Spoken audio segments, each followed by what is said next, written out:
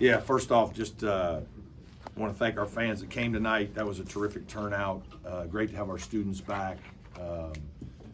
Thought they provided a bunch of electricity in the building, which was fun. We hadn't been home in a while, so I could tell how excited our players were when they were coming back in the last time before warm-ups, just because there was a good crowd there and obviously a big opponent. And I thought this was a terrific win for us.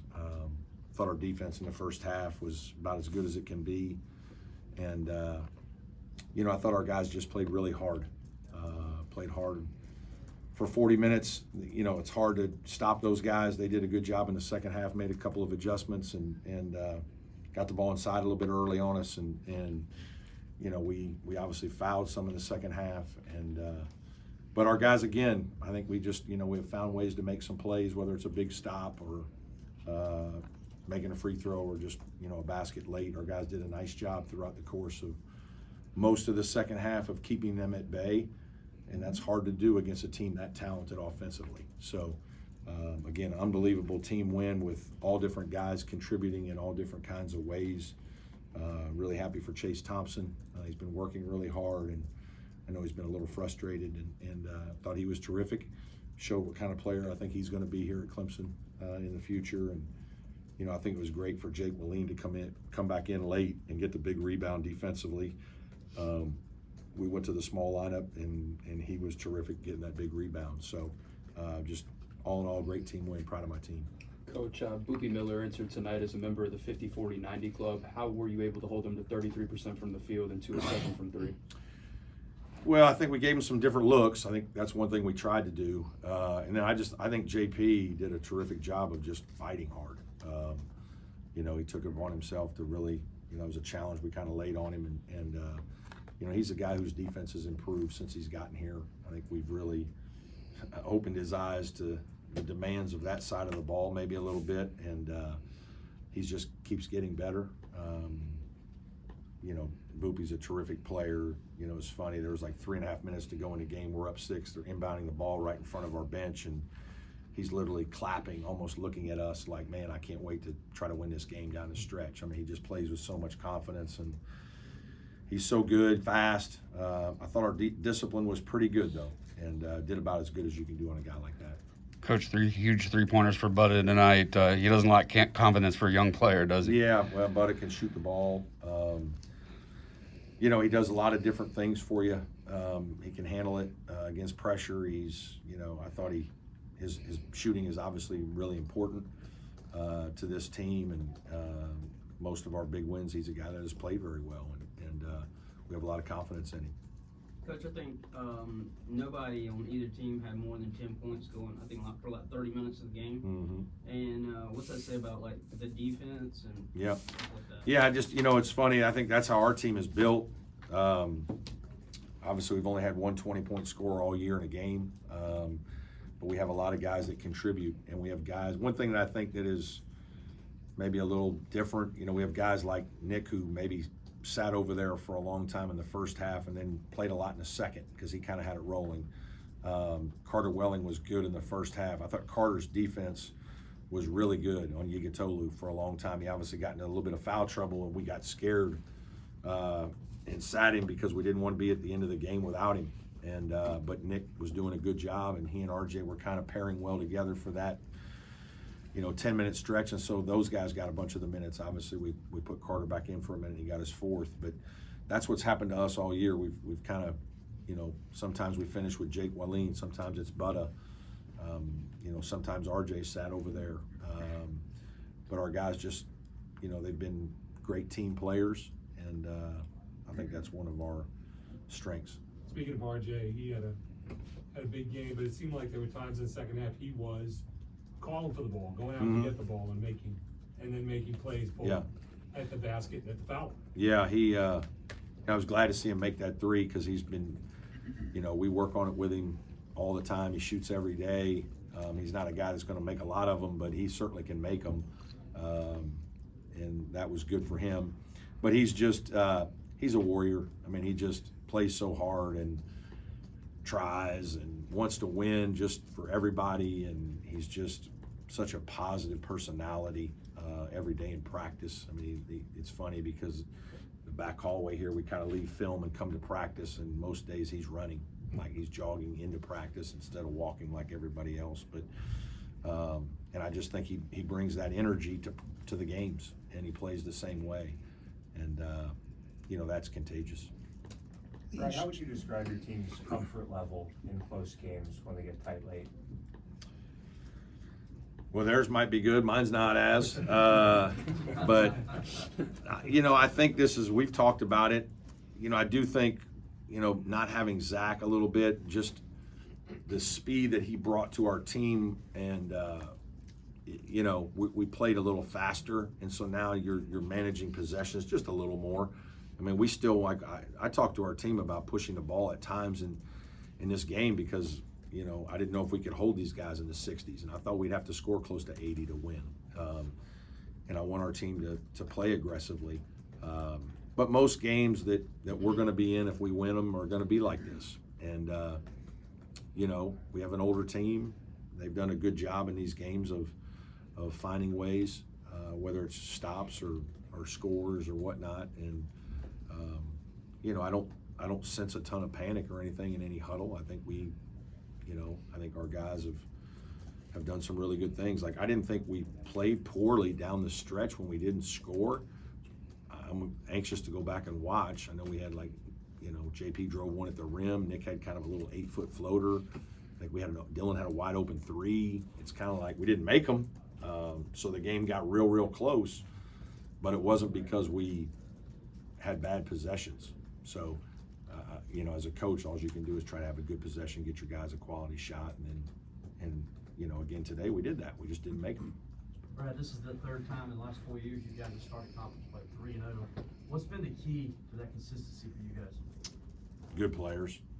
I mean, you have to have good players to win in this league, and we have good players that play together and play for each other, and I think really enjoy being at Clemson, and that's our secret. Coach, as you look at the pace of a game, especially against an offense like SMU, and having Dylan Hunter running that point, how good is he at knowing what pace is demanded in what situation? Yeah, I think his experience helps. There are times we talked about, tempo being an important factor in the game, and us wanting to manage it and know when to go and when not to go a little bit. And obviously he's played a lot of basketball for us, and so there were even a few times that I wanted him to push a little more. Maybe a little fatigue on his part, but yes, I think his experience is clearly evident in the way he plays and the way our team plays. RJ made his first 3 tonight. He said he's been making them in practice. Yeah, and obviously he shoots them in practice all the time. In fact, Coach Reynolds does some stuff. Coach Bender obviously with him, and they get mad at him some because he doesn't shoot them in games. And it's like I said earlier, he's not going to shoot 5 threes in a game, but if teams are going to continue to play off and he's got a wide open 3, he's going to have to shoot a couple of those. And obviously he made one today, and that's good moving forward. You talked about Chase's frustrations, I guess, a little bit. What's it that Just more, I just think wanting to do better, wanting to do more, and I think the biggest thing I think is young players like Chase Thompson. I mean, he was Mr. I don't even remember. I think he was Mr. Basketball in Minnesota. And then he comes to college, and you think that you're going to just probably score 10 points a game and do all these great things, and it's like, hey man, you're playing behind 3 pretty good players. I mean, Nick Davidson, R.J. Godfrey, and Carter Welling. Their job is to score points. Your job is to go in and just make the right plays, learn how to make the right plays. If that means shoot when you're open, shoot when you're open. If it means pass, drive a closeout. But it's not easy when you're not getting as many minutes. And so you get in there and you do get one shot, and that shot probably feels like the most high-pressure shot of all, and it's really not. It doesn't really determine whether if you make it, you're going to play 5 more minutes, or if you miss it, you're immediately coming out. It's not that. We have to get comfortable with him in terms of all the things the responsibilities that go, and then it's like he also has to earn the minutes that are coming from Nick and Carter and RJ, and those guys all want to play 30 minutes, right? And so it's just getting comfortable, getting the opportunity, earning it through your habits, and then when you do get out there, making the most of it. And obviously, like today, he was playing so well. I sat those other guys, and he was terrific in the first half. Played awesome. How much do you think, Carter and RJ really set him up, like on those dunks in terms of those? Yeah, they did. I just think that one of the great things about our program here, in a long time, really, right? I mean, a decade or more than people would realize, is we've had some great guys that really mentor the younger players in our program, and really want to help those guys as much as possible. And every day in practice, whether it's practice stuff, whether it's just acclimating to Clemson, whether it's guys just being a little down, these guys are going to support each other all the time.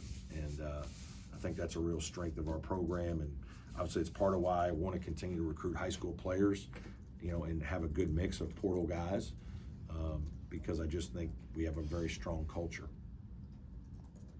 Jake was a plus 16. I know plus minus isn't the end all be all, but how does he kind of affect winning in Yeah. non-scoring ways? Yeah, he's, again, it's funny, you get used to, we're still trying to get used to our guys. Everybody's trying to get used to how we do things. Jake, for us, is an energy giver. He's a big, long defender that can affect guys on the defensive side very well.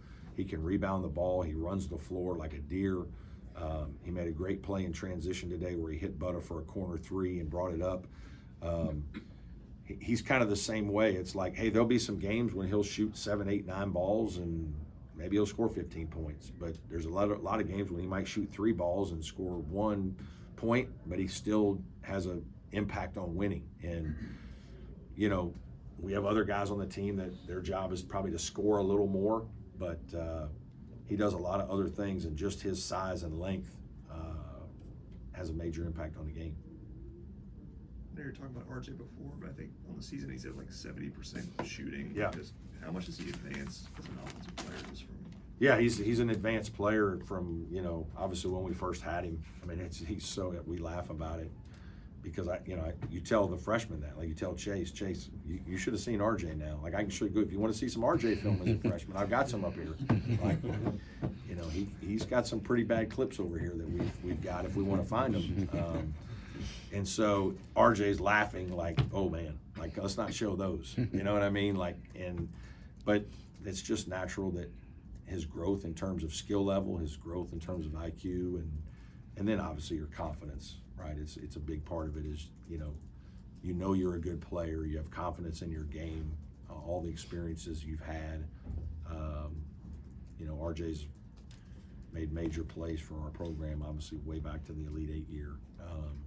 And so, I think our system really fits him. Any more questions for Coach? Coach, you guys continue to be elite at protecting the ball and winning the possession war. What has that contributed to your success so far this season with another game in single digits with the turnovers? It is. We actually, the 2 prior, we weren't quite as good, but we made a point of emphasis, and we try to do some passing drills, and we do some basic passing drills that you can do at camp with your 8-year-olds. I tease my guys, like, you guys are going to teach your sons how to play now. Don't forget these passing drills. This is what you need to be teaching them. So, yeah, just extra possessions, rebounding and turnovers. And, we're not a dynamic enough scoring team that we can lose those battles probably very often, and we're going to outscore people. So we've got to really take care of it. We've got to rebound our ball. We got to try to get a few offensive rebounds as well. All right, let's everybody go home. Have Thanks, a great Coach. night. Thank you.